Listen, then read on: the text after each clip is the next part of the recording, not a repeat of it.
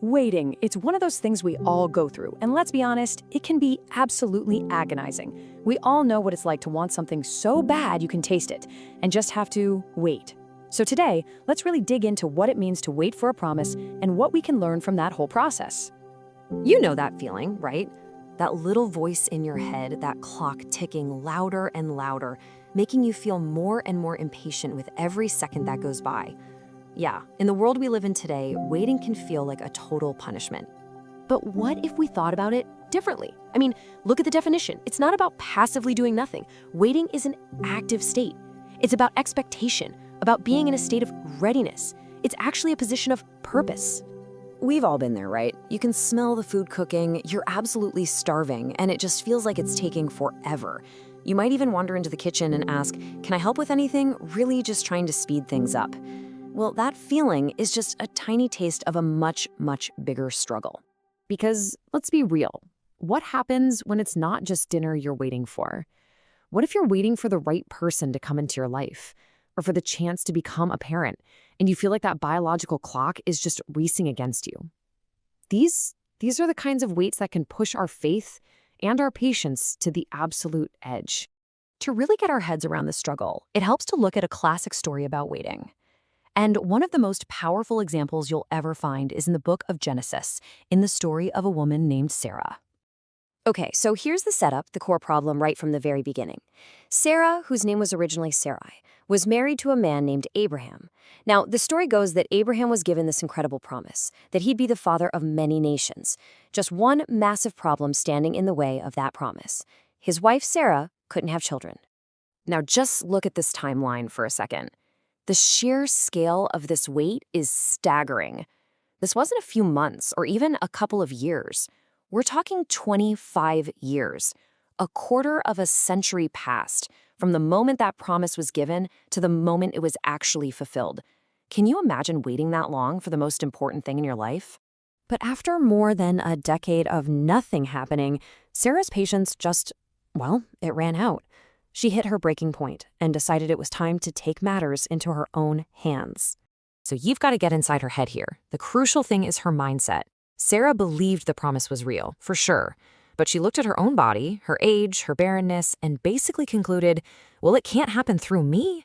So she cooks up this plan to help things along. She'll give her handmaid, Hagar, to her husband to have a child. And this is so human, isn't it? It perfectly illustrates something we all tend to do. When that wait becomes just unbearable, we start looking for a shortcut. We'll grab onto a temporary fix because it feels good right now, it fills that immediate need, even if we know deep down it's not the real promise we were waiting for.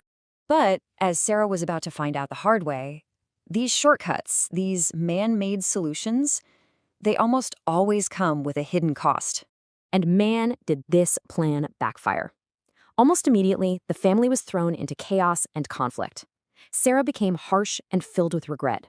Hagar literally ran away, and years later, the son born from this shortcut, Ishmael, would end up mocking Sarah and her actual promised son. The result? A family completely torn apart by jealousy and strife. This slide really just lays it all out, side by side. You have Ishmael, who represents a kind of blessing, sure, but one that was born out of human haste and impatience, and it came with all this sorrow. And then you have Isaac, who's the complete opposite, the fruit of the divine promise, born right on schedule in its own appointed time, a covenant of pure blessing. This verse from Proverbs just nails the idea perfectly. All that sorrow that came along with Ishmael, well, according to this interpretation, that wasn't part of the original deal. It was the direct result of Sarah and Abraham trying to force the outcome on their own terms. A true blessing, the verse suggests, doesn't come with that kind of baggage. But the story is not over. Not by a long shot. 13 years after Ishmael was born, the narrative says God shows up again, this time to reaffirm the original promise, but now with incredible specificity. 90. Let that sink in for a second. That's how old Sarah was when the promise was renewed and made specific to her. At this point, any idea of this happening naturally was completely, utterly out the window. You know, even Abraham, the man of faith himself, couldn't believe it. The story says he literally fell on his face and laughed out loud. He's thinking, how on earth can a 100-year-old man and a 90-year-old woman have a child? He even tries to bargain, suggesting that maybe they should just settle for Ishmael as the fulfillment of the promise. And this is the turning point. After Sarah also laughs in disbelief, this powerful question gets dropped right into the story. It just cuts through all the human logic, all the physical limitations, and gets right to the heart of it all. What are the limits of a promise like this? And here it is, the beautiful conclusion. The narrative says the promise was fulfilled exactly as it had been said, and, get this, precisely at the set time that had been appointed.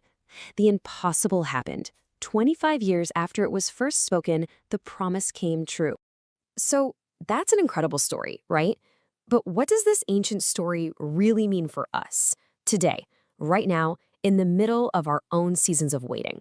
So what can we pull from this? The takeaways are huge. First, promises are often kept on a timeline that is not our own. Second, what seems physically possible right now doesn't necessarily define what can happen in the future. Third, we have to be so careful not to settle for a shortcut, because it usually brings along way more complications than we bargained for.